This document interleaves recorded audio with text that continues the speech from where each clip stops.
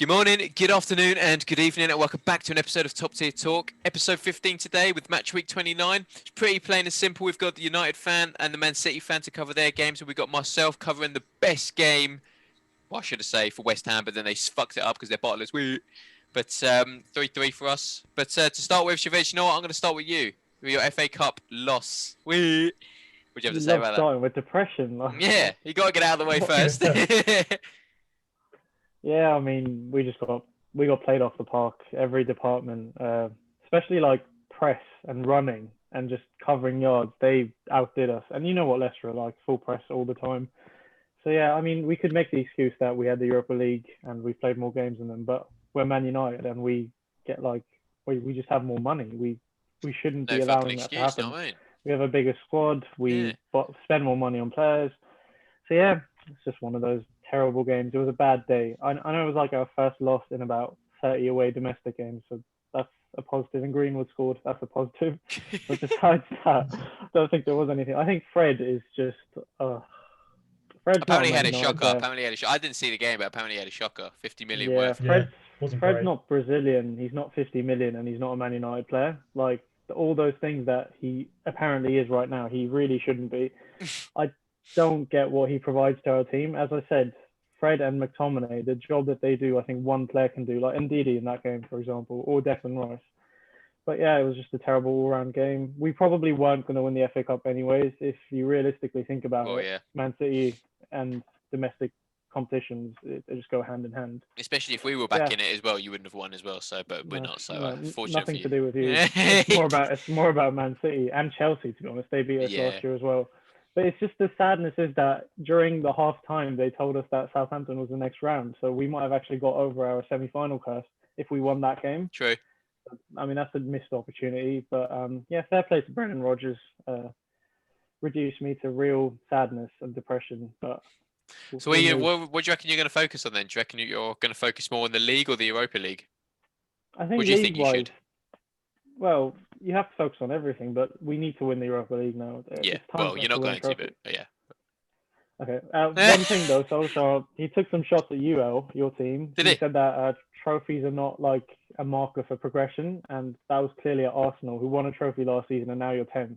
So, I mean, winning these individual cup competitions, it doesn't, I think, define progress. So we'll see what happens. But if we don't win Europa, then it's an issue. Shavez is going to walk into that dressing room and just have a word with him himself. No, I've never been on the out, and I won't be, but we need to win the Europa League now. Yeah, well, you asked in a way now. Can I weigh in? Go on. What is it, a fucking boxing match? What is it, boxing match? Well, yeah, he's going to do the pose. No, he's a Leicester fan. No. Oh, yeah. It's just I won't mention the L word for Chavez's pleasure. What, loss or Leicester? Yeah, the second one. No, just about Fred. You mentioned he had an awful performance. I'm going to bring Watford into this. Oh my God! How? I still understand. I really don't understand how this man manages to fit Watford into a fucking Europa League conversation. We'll be talking about like furniture from IKEA, and Dan will like, I'm going to bring Watford into this. Yeah, do you know what I mean? I'm going to be talking about funeral directors, and then you'll be like, "Let me bring Watford into this." Hold on, yeah. Do you know what I mean? What? How? No, when Deeney was on TalkSport, he said that Fred's not a Brazilian 1 or 2 touch player. He's weak point in your team. No. I'm just. You disagreed with that and called me out on it when he said it. But do you agree with it now? He said Fred is the weak point in your team. He can't play 1 and 2 touch passes. Or play. Yeah, Fred's passing is a shambles, but then we don't have anyone with his energy at CDM, so we kind of have to play him, which I said we can fix by buying Declan Rice or Ndidi. So we're stuck with him, but that's United's problem, isn't it? If they've got a problem, all they think is, I've got to buy someone. I've got to buy. They don't want to bring anyone up, do they? They don't want to get someone from the academy or someone they've actually nurtured and just go, stay there. Someone in the academy. No one in the academy. Exactly, no one's good enough because your club's washed. Dan, is Garner even a CDM? I don't even know what he is. Yeah, he's not a Man United player. He's not a footballer. He's not a footballer. You wish you had Partey. You wish you had Partey. Partey's a shambles of a footballer as well. I'm sorry, but better than Fred. Not for CDM. Better than Fred. You can't play. Nick's just sitting in with his hands. Nick's sitting there with Rodri just loving life. And Yeah, Fernandinho. Imagine Fernandinho, Man United. We'd win the league. Well, we need that sort what, of an old player. man? Nah, he's still good. He's still able. But yeah, thanks for bringing Watford into it. Yeah, thanks, Dan. Yeah. That's right, no worries. Well, yeah, thanks, Shavez, for that unfortunate loss. But it's a bright side for you, Nick. What was the score? Was it 3-1 or 3-0? 2-0, yeah. Oh, was it 2-0? Yeah. Yeah. There you go. We just played them off the park, and I think De Bruyne again showed like why he's the best midfielder in the world. It was a class goal from him. We only really started to threaten them more on goal at the end, but eventually got the job done. I think I was quite impressed with Laporte as well, because I think even though he's been in and out the side, he came in and did quite well. So yeah, easy win, just standard, and then through to the semis. I guess it's quite tough. Everton didn't attack, did they? Like, Shut up! No, go on. Go on. No, you go. I'm checking out. I feel bad now. Tell me to shut. You said I'm depressed about United. No. Go on, say it. We can say Everton what? Everton what? I was just gonna, because I predicted that game. I said Everton would win. I thought, let's come out and attack Man City, because that's what we did a couple of weeks ago when we won, and they just didn't do that. They were very conservative and scared and showed way too much respect. I can understand why you would, but we kind of gave the blueprint as to how to play against Man City a couple of weeks ago. They didn't do it. That's true, yeah. No, but especially that's what I was going to say as well. To be fair with Pep, he's got 3 world-class like centre backs now to kind of deal with. Who do you play? Who do you don't? Do you put 5 at the back? Do you put 3 at the back? Do you know what I mean? Because you got Laporte, Diaz, and Stones. All of them get into any team in the Prem. Granted, do you know what I mean?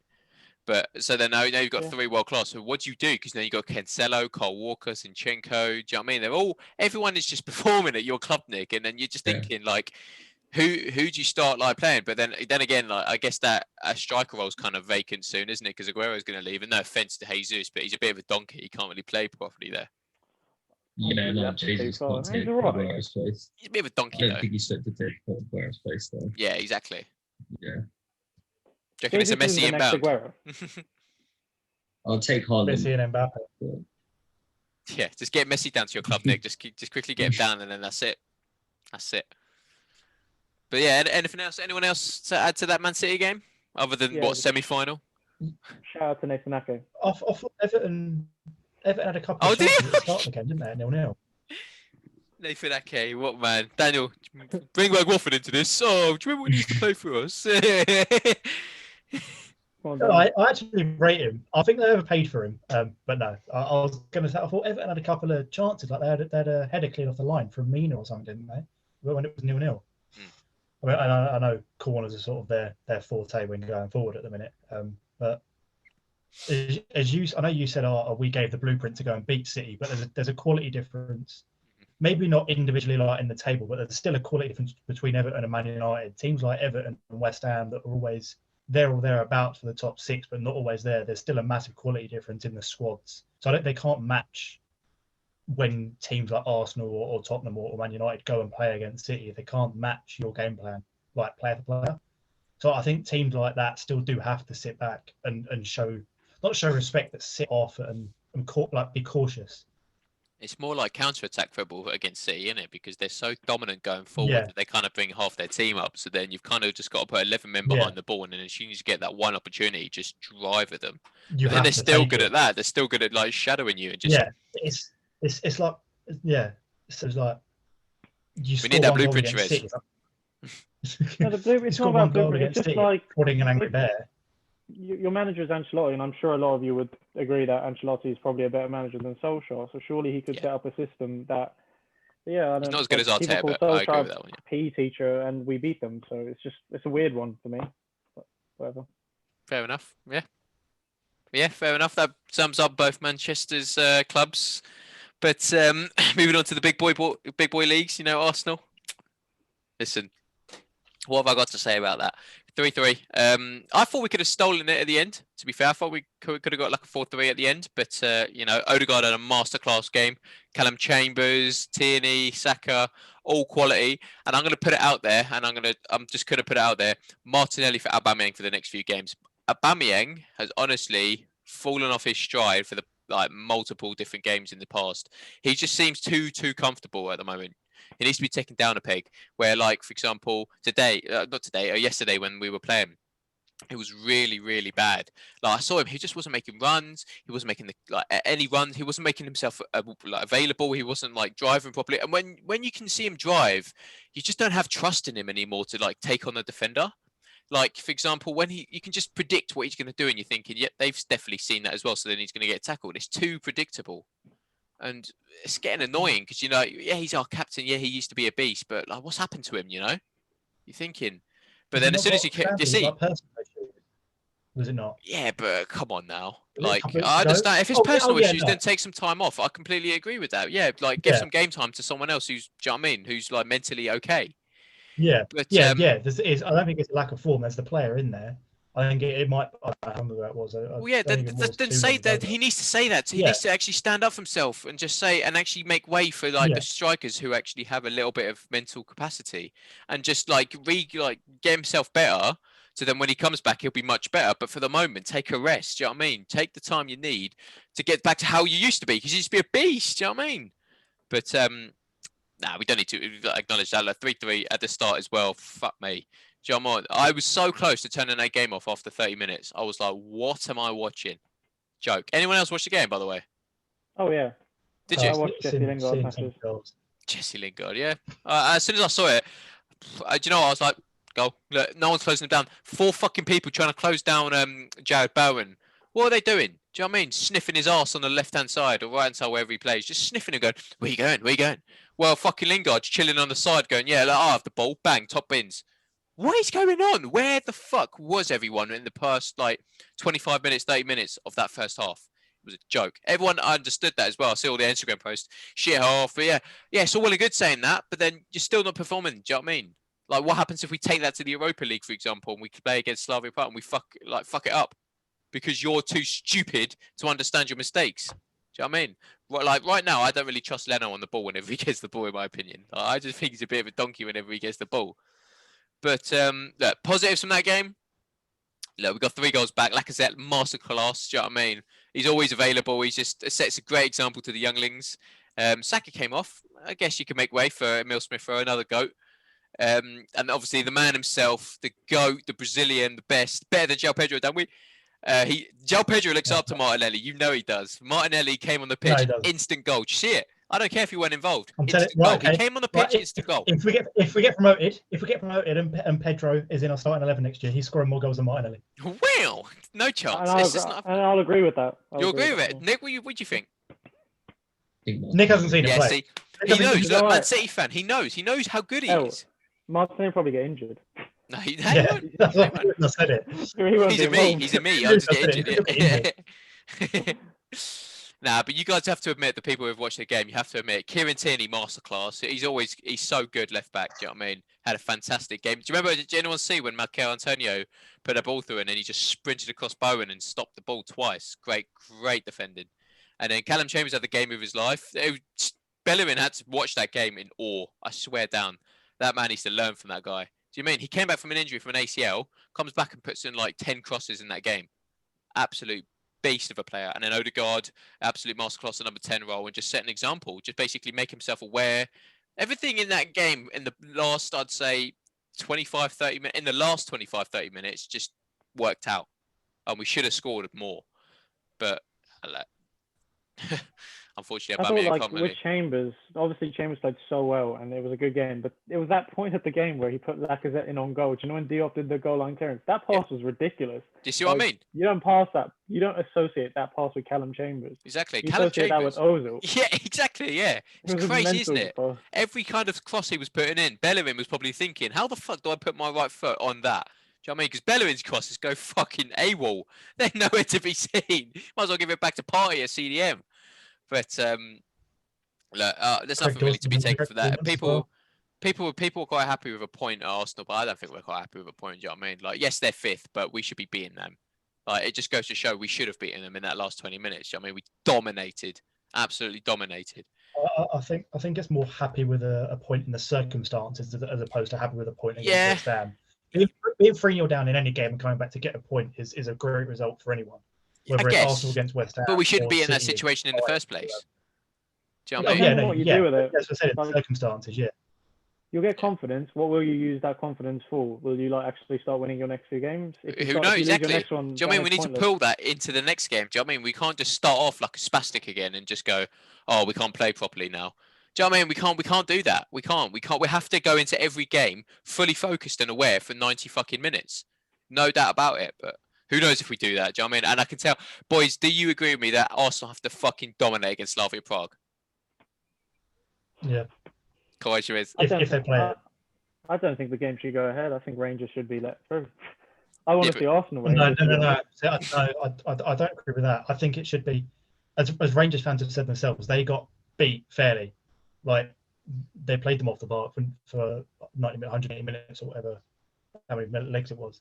But Arsenal should be given a bye to the next round, to the semis or whatever it is. That's just Really? defend the What do you guy. think? We should just go automatically through to the semis?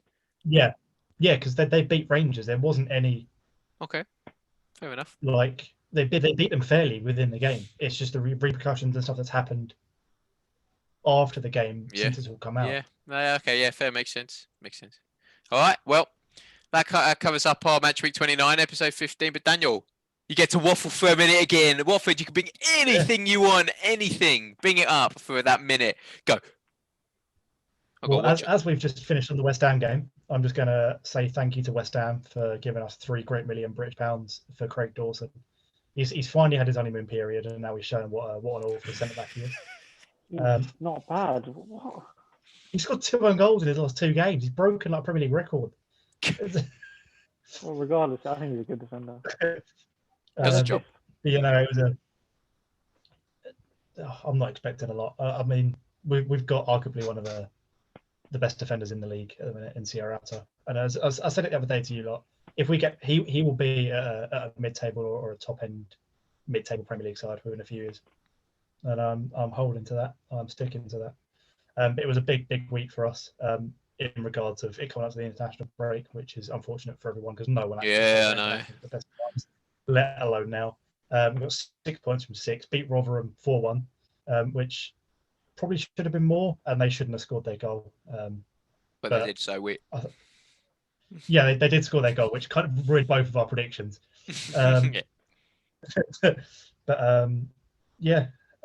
Gray coming on in that game and did nothing. Literally had 4 or 5 chances to score and come away with 0. But then on the flip side, come on against Birmingham at the weekend and scored within 30 seconds. Yeah. And scored within 30 seconds. It just doesn't make sense. But we'll give him his dues. Against Birmingham, it was a brilliant finish. His dues? Right. I didn't expect him to score it. Every time he goes for on goal, I'm like, brilliant, here we go again. This minute, and he scored it. Watch. Yeah, I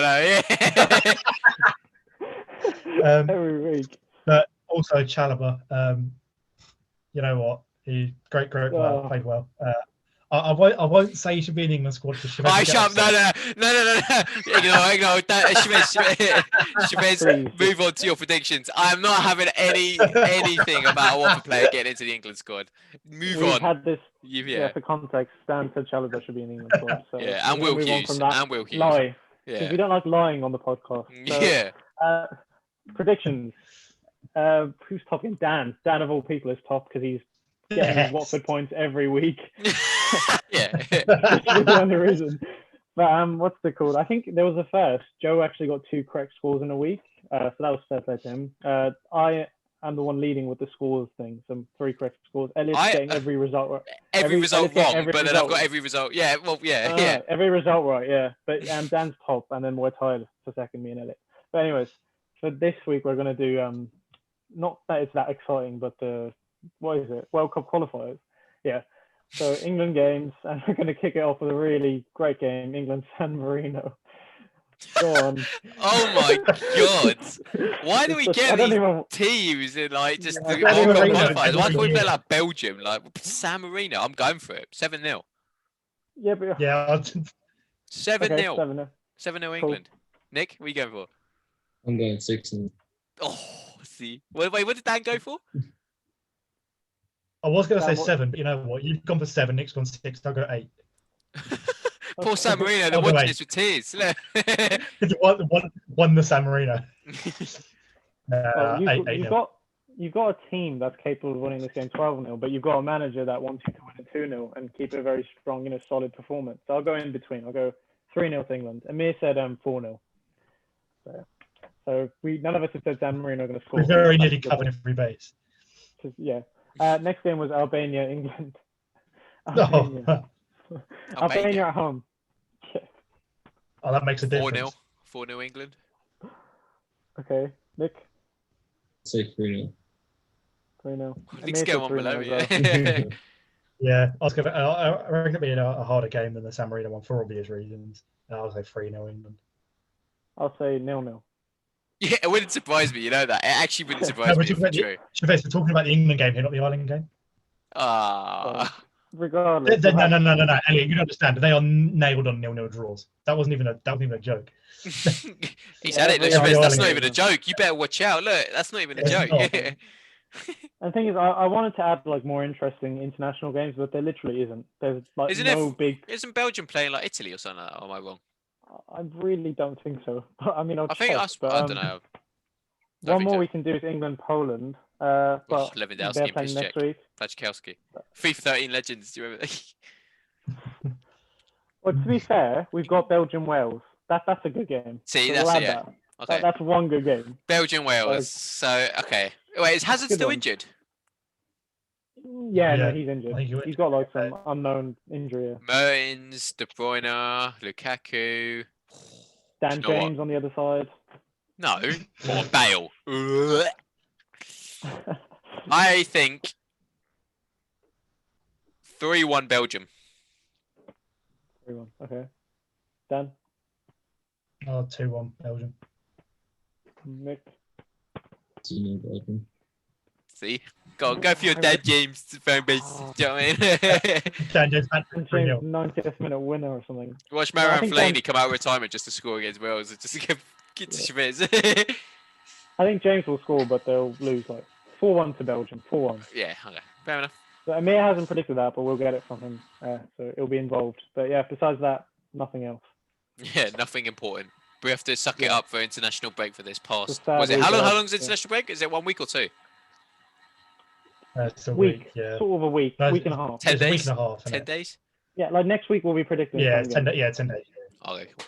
All right, well, thank you very much, Shavez. Thank you very much, Daniel, for waffling on, and thank you, Nick, for your Man City analysis. But and thank you everyone who have watched today. We'll be back. Can we say we'll be back? Yeah, we'll be back next week. We'll be back next week to discuss the international bollocks. But yeah, as I say, thank you everyone who has watched today, and we'll be back Monday. Or is Daniel's looking to do a Thursday sesh, but look out for that if we do get to doing it. But in the meantime, take care and keep an eye out for our socials. Daniel gets to TikToks. See you in a bit. Yeah, I will do.